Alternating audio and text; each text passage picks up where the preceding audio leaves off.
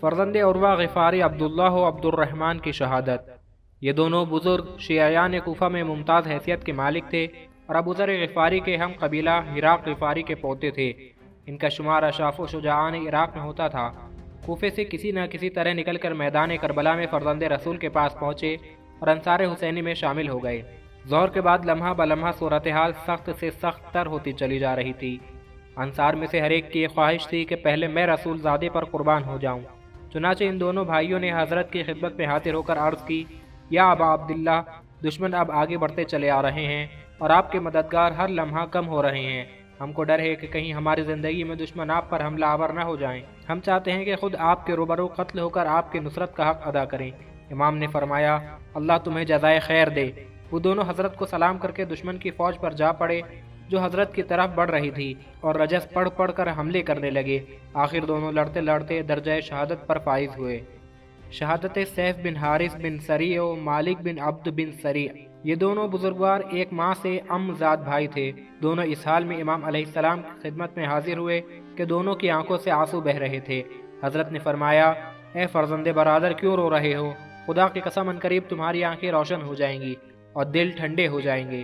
ان دونوں نے عرض کی کہ خدا کی قسم ہمیں اپنی جان کا کوئی خوف نہیں ہے، ہمیں تو غم صرف اس بات کا ہے کہ دشمن نے آپ کو چاروں طرف سے اس طرح سے گھیر لیا ہے کہ ہم اب ان کو آپ سے دور رکھنے میں بے بس نظر آ رہے ہیں۔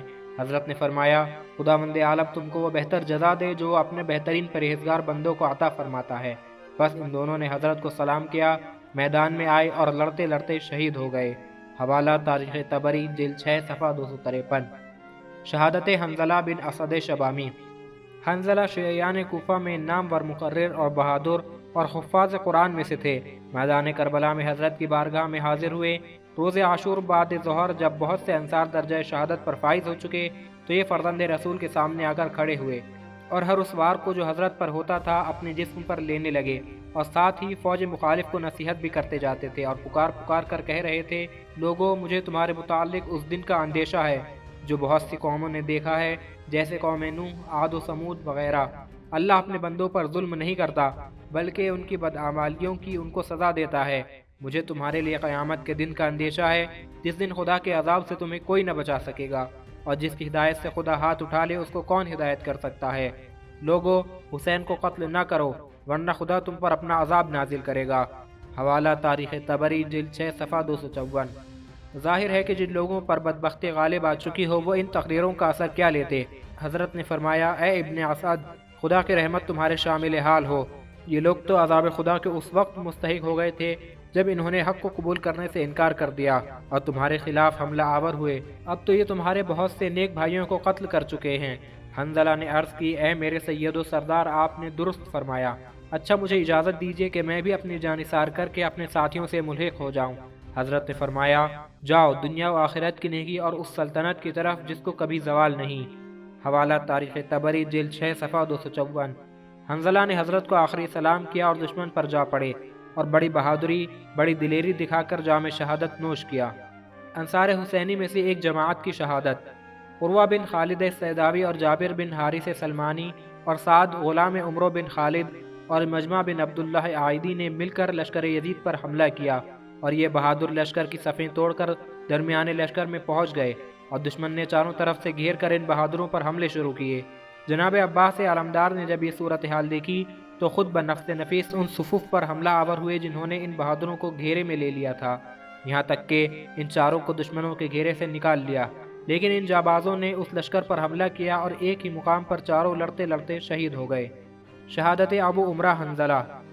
مہران کابلی کا بیان ہے کہ کربلا میں نے خود دیکھا کہ انصار حسینی میں ایک بہادر لشکر یزید پر بہت سخت حملے کر رہا ہے، اور جس صف پر وہ حملہ آور ہوتا ہے وہ پسپا ہو جاتی ہے، اور جب بھی دشمن پسپا ہوتا ہے امام حسین علیہ السلام کی خدمت میں حاضر ہو کر سلام کرتا ہے۔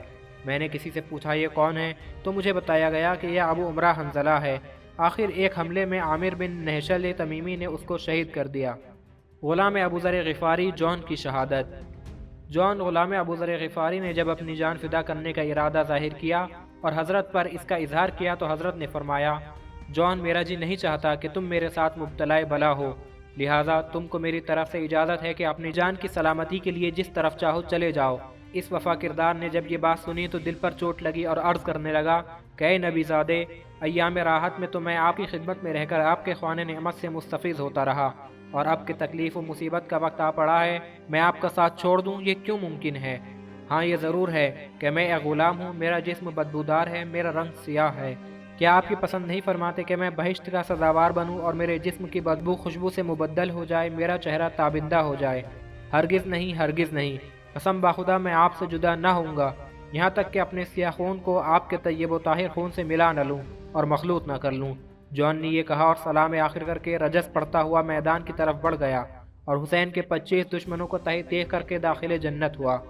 دشمنوں نے دیکھا کہ حسین دوڑتے ہوئے آئے اور جون کے سرہانے کھڑے ہو گئے اور ہاتھ آسمان کی طرف بلند کر کے دعا کرنے لگے، بار الہا جون کے رخ کو نورانی کر دے، اس کی بدبو کو خوشبو میں تبدیل فرما دے اور اس کو گروہ ابرار میں محشور فرما، اس کو محمد و آل محمد کی حقیقی معرفت رکھنے والوں میں محسوب فرما۔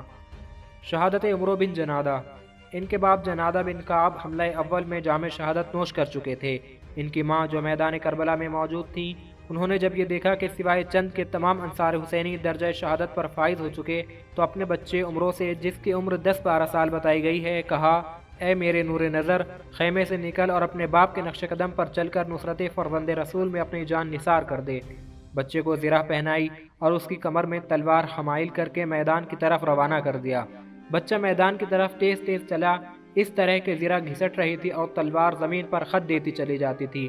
فرزند رسول نے جب اس بچے کو میدان کی طرف جاتے ہوئے دیکھا تو اپنے بقیہ اصحاب میں سے کسی سے کہا کہ ابھی تھوڑی ہی دیر ہوئی ہے کہ اس بچے کا باپ قتل ہو چکا ہے، اگر یہ بھی قتل ہو گیا تو اس کی ماں کے دل پر کیا گزرے گی؟ اس بچے کو میدان سے واپس لاؤ۔ بچے نے یہ سن کر عرض کی کہ میری مادر گرامی نے ہی تو مجھے مرنے کے لیے بھیجا ہے، اور انہوں نے ہی مجھے زرہ پہنائی ہے، انہوں نے ہی تلوار باندھی ہے۔ الغرض بچہ میدان میں آیا، ایک بے رحم نے اس بچے کو قتل کر دیا اور سر کاٹ کر خیام حسینی کی طرف پھینک دیا۔ شیر دل ماں نے بڑھ کر سر اٹھا لیا، خاک و خون کو پونچھا، پیار کیا اور کہا شاباش بیٹا شاباش، تو نے میرا دل خوش کر دیا، مجھے سرخرو بنا دیا، اور پھر سر کو دشمنوں کی طرف پھینک دیا اور ایک عمود خیمہ اٹھا کر مخالفوں پر حملہ آور ہوئی، مگر فرزند رسول نے یہ گوارا نہ فرمایا اور خیمے کی طرف واپس کر دیا۔